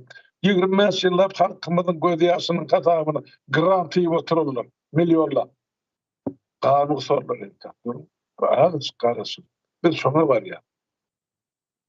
İşinizi, güýjüňizi gowşatmaň, maňlaýyna berin, hiç tatdan çekinme. Gerek bolsa, olar paýyş sözleýärmesi 5 ýylda gaýdyman paýyş. Birinem şol o taýdy ay inesi näme demokratiýa we men diýjek bolýan söz beren zat. Gitsinne öz ýurduna demokratiýa düzeltsin. Gawnyk. Şeýle gel demokratiýa sowdasy ýok satmadyk üçin. Ýa-da çıkarlar. Gitsinne şol Berdi Muhammediň saýtyna demokratiýadan düzeltsin. Götüp okula bir topar. Ýeňmeräýmen hiç bir. Hiç açam, gayrat edin. Tuwelimi alyp barýan işiniz, men aňyrda kılan her gatlygy bilen görleşip otyna, günne günas. Gözü ýorla adamlar, ynanaýyn. Şusun söýläp 30-35 ýyllap şol içini sygdyryp bilmän, şol ýary baş ýürekleri dilim bolan adamlar size garaşyp otdy kardeşler. Sizden maşa şol ýurdu düzeltjek adam ýok, ýene bir gerek ýok. Biziňki size himaýet daşyňyzy gorumak. Ýöne işi ýurdy alyp gitmekse döwlet siziňki, ýurdum siziňki, halkam siziňki, gelecegim siziňki. Men şu taýdan şu tak geleniň ýeke sebebi bar. Siz gelip bileňler şu ýerlere. Men şoňa namys edýän. Şonam şu haramda da hökümet öňüňize böwet goýanmaly. Hani ertigün görel bütün dünýä ýaýrarsyňyz. Öz bilimiňiz bilen, düşünjäňiz bilen. Sag bolun, hemmäňize minnetdar. Ene şuň şu haramda da 30 ýyllap halkymyzyň göz ýaşynyň hasabyny ene gazanjada otururlar bar. Ene şodan lawskaty ýapyldy. Ýöne erti dikelme diýär, şunu dowam etmeli. Bitti. O geldi bilen meňeden çykyşlamam Ýuliýan kam. Oğlunu top Elon Musk'a ýa şo bardy karar çykyrdy. Turçan kam gitti hanymyndan 4 gün ozal. Ýöre şu ingilisçe geçirmek üçin berdi satdyk. Emma agryk gitti. Bunun koşar. Olan gider ýanam kangere. Şu düýbi teýkarlar ýok etmek bardy. Birden täzeden dikeldiljek bolsa, şuňky muhtarlar däli, ene şol ýaly halkyň alydasyna diýen halkyň durmuşy bilen ýaşaýan adamlar bar tutady işlemer bu radioda. Belki Trump'a ýene ýarym ýyllar impeachment etjekler. Biz onu bilendir. Ýene de şo azatlyk radio dikelmeli bolsa, şo taýda 35 ýyllap muht gemirip ýatarlar, duhum bolmaly. Inanma. Sonam siz şu mallan ýola gayrat edin. Men şon üçin girdim şta size hoşaltmaýdy. Ýol we janyda oturýar adam. Ikun bar. Ene şolar ýa. Nähil bar Ukrainada, nähil bar Türkmenistanda, nähil bar Orsiýada. Hemmäňide şolar tanry ýalkasyny bar. Hemmäňide. Beskulçy. Ene men şo ganyp beklek getiren da şol. Ýoksa men ýalnyşyp başga tamaýa Katrak yıkılın olma sebelinden kendisine. Yani balya geldim şu manzaneye vardı. Vaktiniz kenarmayın, işinizi üstünlük. Hemmemizin işimizi üstünlük. Yerli yerden öz işimizi edeli her birimiz başarayan işimizi. Türkmenin bir sözü var. Dama köl olur diye. Her birimiz yüreğimizden damdır. Köl eder, onun karandadır. Sonunda kark eder. Halkımızın böyle yaşar. Sağ olun dinleyen için. Sorunu varsa aytın ben bunu cevap vereyim. Yoksa ben tutaydım. Yıllar ve yıllar aytmışlar yelek bulayım. Sağ olun Kolbrada. Katı bu havar getirdiniz. Katı sevindirdim havar. Yine aslında yine şu studentların enatası hakkında bugünkü görüntüleştirim. Sadece student değil. Bir enatanın bahanaları bugünkü meselemiz.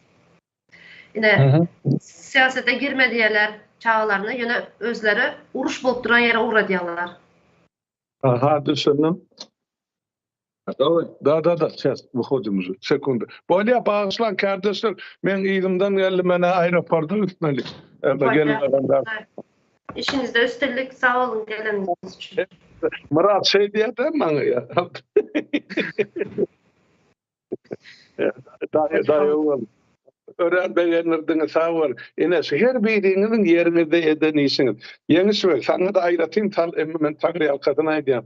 Maňa dinletdiler, sen ýazgyň aýdan sözden berekella. Şu ýerlerden şeydi urumşlar küttükler. Hiç güýjüňiz gaýgyrmagyň. Bolýa sag oturun, gawalla sorsaňyz men çykaýyn garaşyp oturýar. Böyle habrata sağ ol.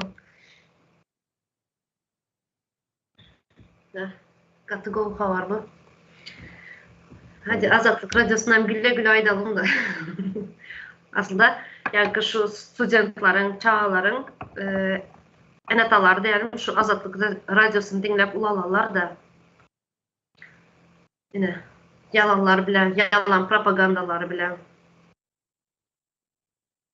Siz siyasete koşulman, biz özümüz size siyaseti getirip beresler, yalan propaganda edip cemiyeti şu nemeye getirdiler de hazırki dereceye, koyun sürüsü derecesine getirdiler. Şimdi bunun hep sonu geldi. Ya her zatın bir sonu vardır. Azatlık Radyosu'nun hep sonu geldi. Milli Halalet Komiteti 19'dan beri ortaya çıktı da halkın arasına çıktı, özünü tanıdı. Bir gedem şolar azatlyk ödem türkmen ulluğam var şonda. Hem şimdi bizden bir habar. Onlar hep de bir gedek çıkış etti, bizler hep de 10 gedek çıktı. Hem şimdi bilen o. Bütün dünya kanal. Demek özlerinde bir mesele var. Bizler görmeyen olsalar, tanımayan olsalar. Demek olar halka hizmet etmeli deyip Amerika'nın yaşayıcılarının beren naloglarının aylıklarını alýarlar, yani gaznasından halka hizmet edecek deyip Türkmen halkının hani hizmetleri hiç görünmediler abi. Şunça illa ortada görünmediler. Demek olar başka bir ideyası var yani ya başka birinin başka bir zadın nemede hizmetinde olar. Ya dine aýdylanlar etýärlermi, buyurlanlar etýärlermi Türkmen halky olar üçin gazakly dälmi? Bir şäherin içinde Türkmenistanda köçede bir tomazak göräpdir, ya bir san ite atypdyrlar. Bilmedim biran ýerde suw ýok, bir çeşme nemedipdir, doňupdyr. Şonuň ýaly bir önemi bolmayan meseleni çözüp bilmeýän emmeleri ortağa çıkıp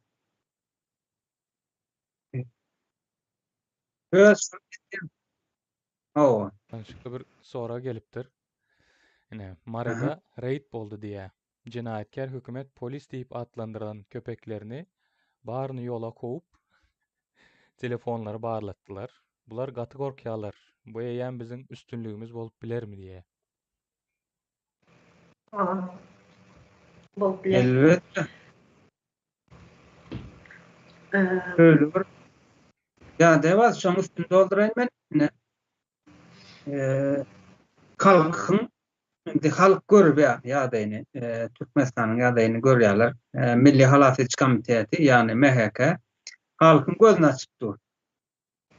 Ýa-daýdan hem ýyllar boýy halka maldak gezdiler, ine Allah'dan geldi diýdi birisi. Bir zatinde ýaş döwlet diýdi. Bir zatinde öňkary prezident seretmendi ýaş prezident sereder. Halk doýdy. Aldan gelinendigini bildi. Şunu çelle aldan gelinendigini. Hem şundur da men ýurt başdan diýip biri çıkıp Antalya'da energetik boýunça bizler dünýäde 4-nji ýerde de ýene halkymyz daşarda. O zatlary halkyň gözü ýetler, Türkmen bular samsyk mı kadýarlar da. Bu dama edip görürüm kakdýarlar boynuny ýupdam. Böyle däler. Bular gaty gorkýarlar halkdan, gaty gorkýar. Bolman ýurt halkynky, toprak halkynky belli bir parçacık adamynky däler. Olar hizmet eden o o toprağa. Ya olar yani şol Russiýanyň Türkmenistanda goýup giden kuklary şonuň enatasy, atawabasy hizmet edendirmi toprağına? Ýok. Göktepe'de, Kızılırwatda, Xiwada Türkmenler ölende erkinligini aldırmajak bolup ölende. Olaryň enatasy bir depde ýandan aşagynda gizlenýärler. Bize urok diýip aýmasyn diýip. Şol enatalaryň çağaly şonuň ýaly ýagdaýda hukukla olmana mümkünçilik bolýar. Yani genetika izarlaýar köpden. Tamam. Şu halkın ayaklanmasına ne sözünüzü? Ben öz fikrimi aydansın. Yo, dowam ediyorum men soň aýtdym. Şu yankı ildeşimizin aydanına menem koşun şu halkın birazcık bolsam ayaklanıp ses çıkarmasına yankı polis diyenleri reaksiya görkezýän bolsa onda gorku var. Halktan gorkuyalar. Bu gorku şu 5 yıldan son başladı. Yadınıza düşen bolsa şu 2019-2020 yılında halk ayaklanıp başladı. Şunda näme her yere näme başladılar bunlar. Her zat edip öylerimize baskı yapıp, çağalarımıza baskı yapıp, her yerden näme şu aeroportta geçenlerin telefonlarını barlap, öylerine gidip nähiledi başladılar. Aynen şu halktan korkmasa bu zalda etmeli. Birazcık reaksiya berýän bolsalar, значит halktan korkýarlar. Çünkü bilýärler halkın gücünü. Halkın gücü serin gücü.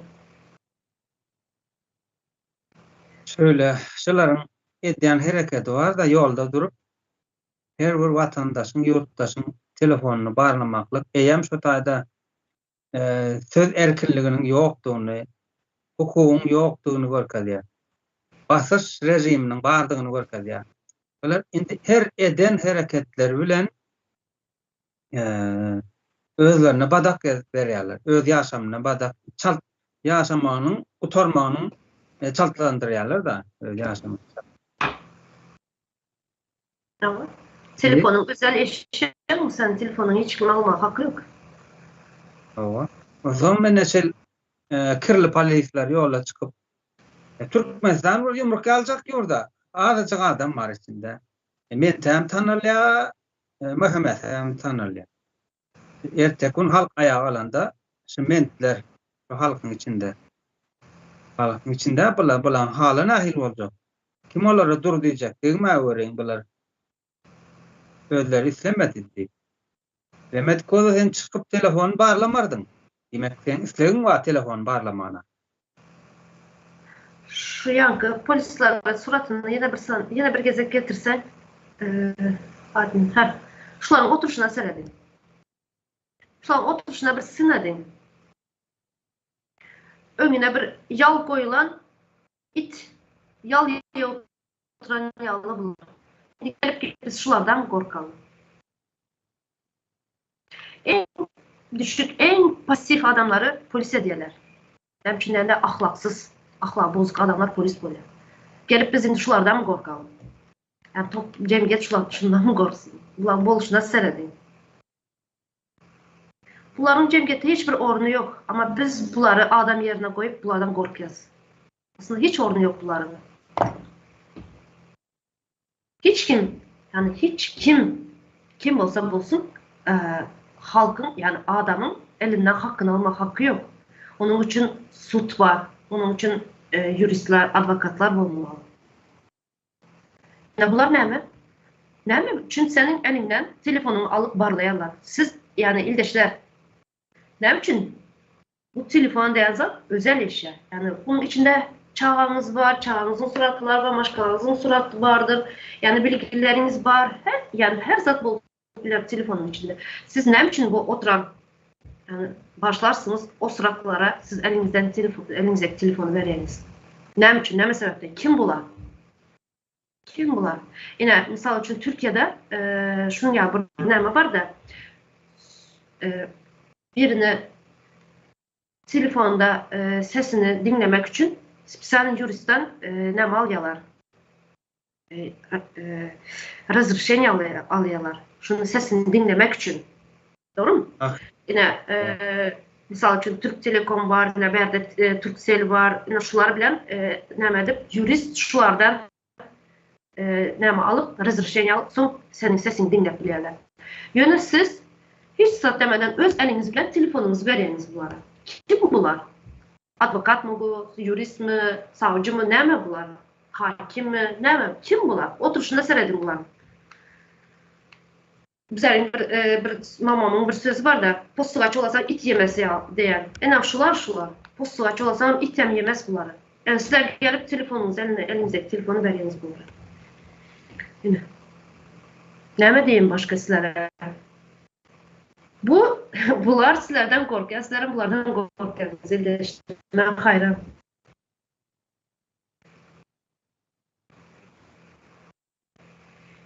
O buların Ulakan sonra yok geldi. Çağlamızın hem neslimizin hem geleceğimizi şuların eline verip koyuruz. Bular var, sonra o mecliste, Goşadırnak içindeki meclisin içinde oturan pampirsler var. Bizler çağlamızın, neslimizin geleceğini şuların eline verip koyuruz. Onlar çözüyor bizlerin çağlarımızın. Yani çağlarımızın değil, yani devletimizin geleceğini şular çözü otur. Bizler bunlara yol ver otururuz. Alın diye, siz çözün diye. Yani biz koşulmalı, nemkinde bu siyaset, biz koşulmalı değil mi? Bu siyasetler bizim işimizden, bu siyasetçi politiklerin işi, biz koşulmalı değil, yine şular koşulmalı diye. Yani yalıya oturanlar, sonra öyle bu pampersi sakkallar, yine şulara veriyoruz elimizdeki, özümüzün durmuşumuzu, çağlarımızın durmuşunu, öz vatanımızın geleceğini, yine şulara ver oturuyoruz. Öz elimiz bile. Yine siyasete koşulmasanız ne mi oluyor eldeşler?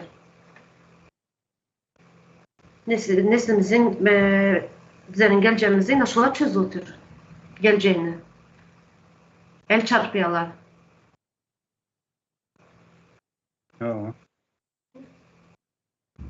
Talların yine ulu bakanası siyasete koşulmayız. Siyasetçiler var yine. Mecliste oturanlar var, onlar çözsün diye. Onların çözü otur, katı kova edip. Bukçasını alıp koltuğuna koyup gidiyor. Bunlar yine elinizden telefonunu alıyor. Edip sürüp yöre, devranı sürüp yöre. Maşını yine yollar onarılmaya, Türkmenistan'da yol yok.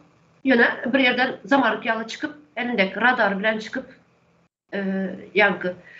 Avtolog, ulanyan, şoförün kaldırıp duruzuyor adamı. İsteyenler bakana edip pulunu alıyor. İsteyenler edip yine bunlara şunu yalı adam tutuyorlar. Birini gidip urduruyor, birini gidip yine köp hazır Türkmenistan'da şunu yalı eşitliyoruz. Yaşacık kızlar tutup adamlar bilen şunu yalı cinsi katnaşıklara girizip sonra izinden varıp tutan yalı tutup şunu yalı edip işletiyorlar. Yaşacık kızları. Yaşacık kızlar bilen şunu yalı işler. Miliselere, polislere işleyebilen kızlar. Adamlar tutturuyorlardan pulunu alıyorlar. Yine sen zina ettin. Zina ettiğinde pulunu alıyorlar. Yine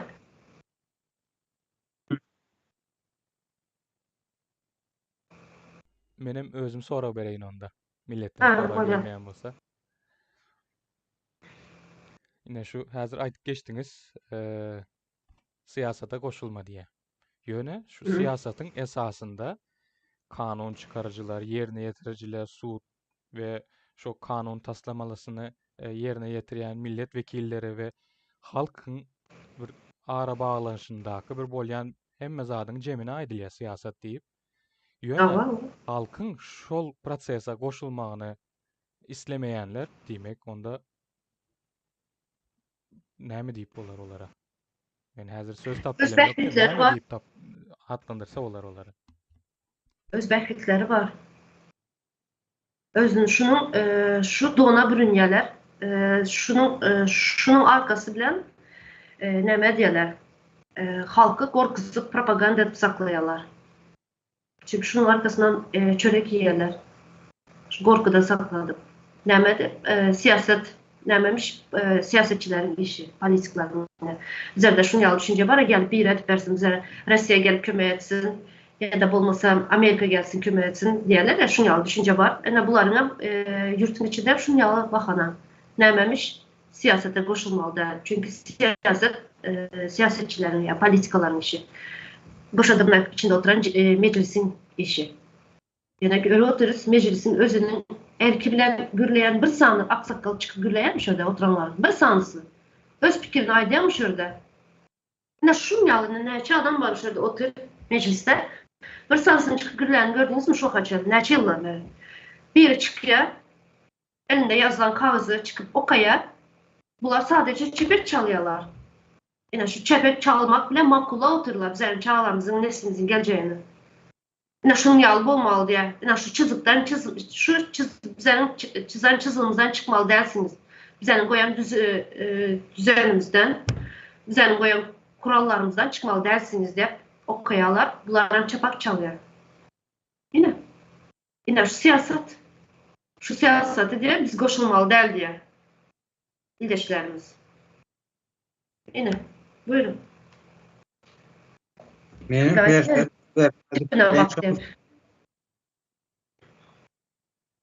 Abdurrahman'ın sorunu verse vereyim benim verse cevabını.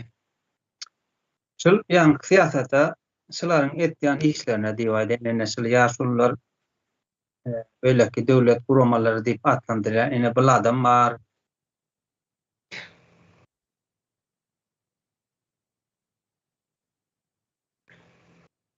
Şuların etdiğin işine koşulmalı değil. Olsa demek halk bulardan değil ya da bular halkın içinden de. Yani ayrı. Bir iki tane ayrı neme. Yurdun içindeki siyasata yani politika halk koşulmalı değil olsa demek yurt, toprak halkınkı değil. Onda bu adamlar yani şu adamlar içinde en var gıynaşlı zatlı sakallar var ministerliği özünün nemetörünler var. Demek bular başka bir yere işliyorlar. Başka bir yurdun nemesinde kılmasında olar. Türkmen halkı için Türkmen halkını öz siyasetine koşmayan olsalar eneler zatlar. Demek bular başkaları için hürmet et. Kim görünüyor yakınacakta? Rusya imperiyası görünüyor.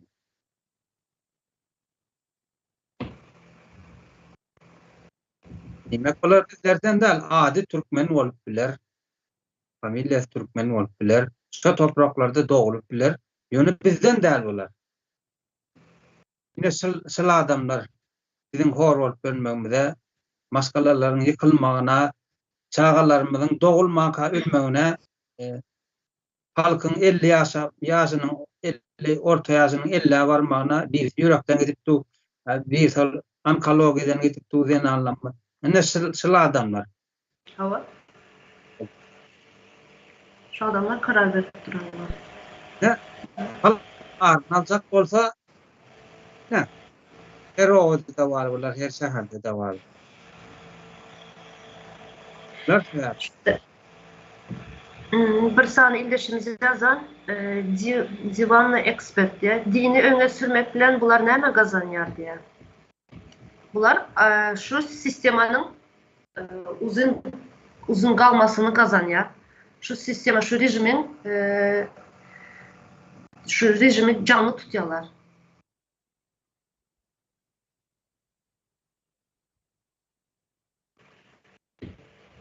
Hava dememeli. Doğru yok olsa bu tarz versem olacak. Şurada bir tane sorak var. Şu baştaki student meselemize gelelim. Bir ildeşimiz yazan Lyon ildeşimiz. Türkmen studentlar ne için açıslığını edip dururlar ki diye yazan sorak koyan.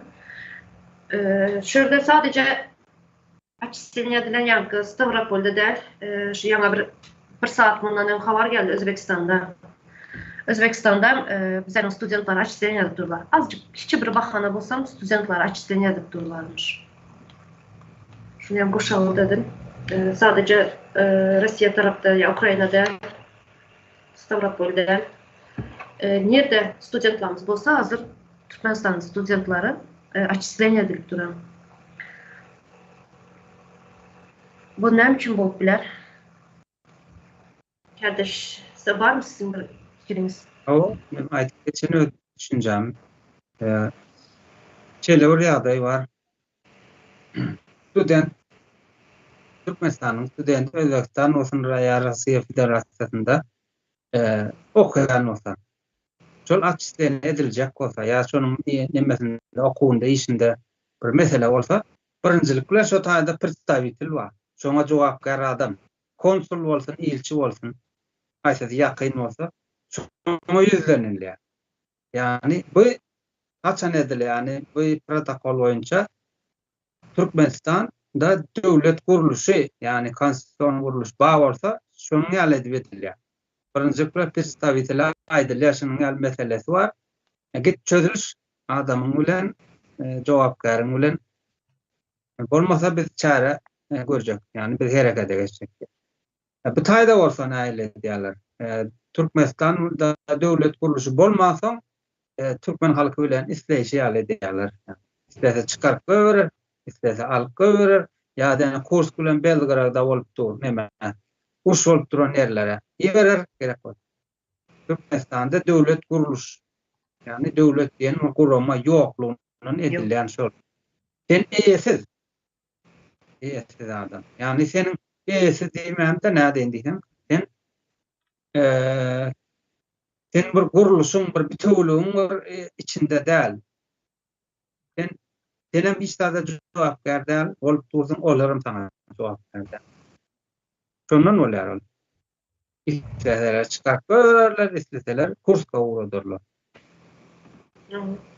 Yine bizler näçeli wagtdan beri aýdyp gelýäs şu canlı ýaýynda gepleşiklerimizde. Yine hazır son döwürlerde Türkiýe çykmagy gynlaşdyrdylar, ýöne Russiýa çykmagy gaty aňsatlaşdyrdylar. Studentler bolsun, işçi migrant bolsun, aňsatlaşdyrdylar.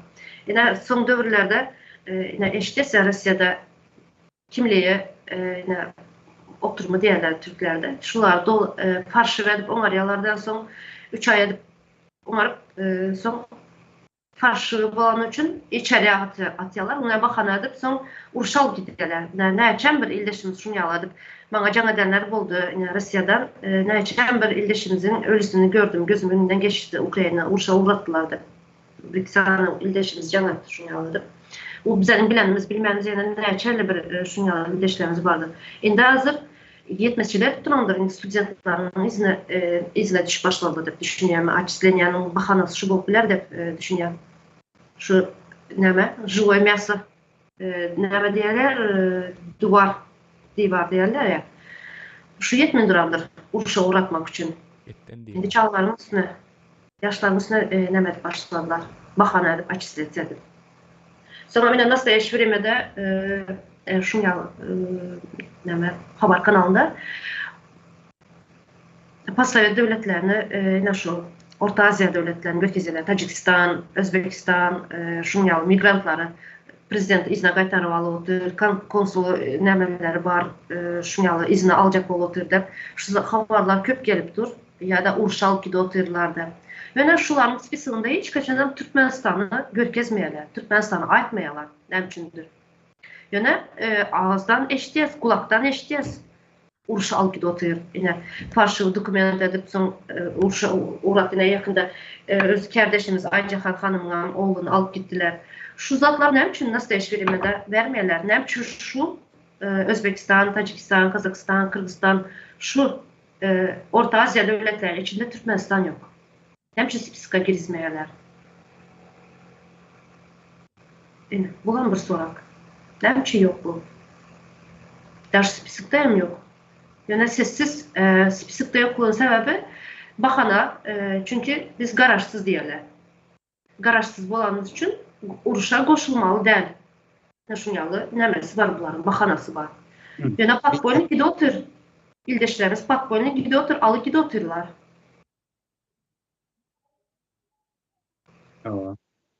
Arada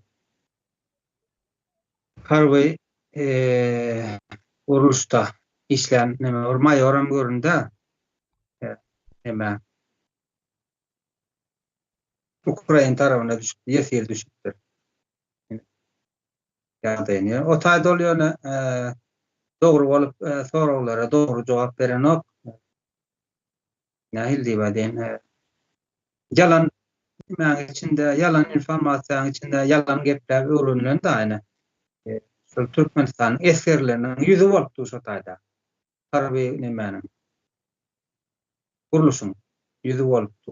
Yalançy, gorkak, ahlaksız. Şunun ýaly bir zat bolup görünýär.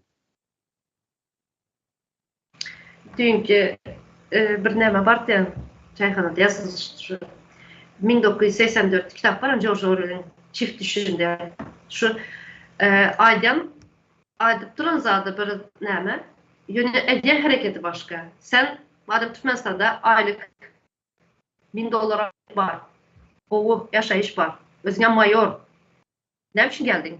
Näme üçin Russiýaga geldin? Uruş gidip duran ýere. Ne? Aydan zady bilen edýän hereketi dogry gelmeýär. Owa logika taýda o. Öz Logika dogry öz aýdan sözüne öz bitirip durda. Ýöne näme ýalanyň içinde önü besen şoň içinde yetiştirilen näme bolansaň hap bolansaň şo şeýle bolmaly mukal ýa-da. Dogry bol. Ýatdan çykartyrlar.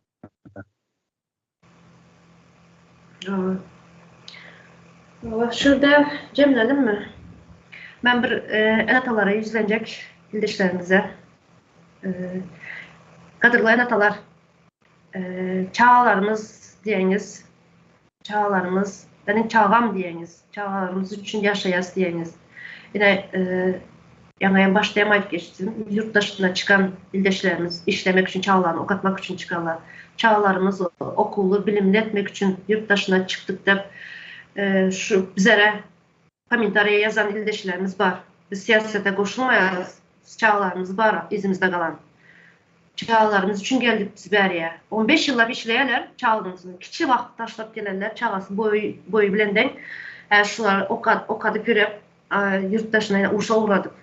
Uruş nemesine uruş bolup duran yurta uğradıyalar.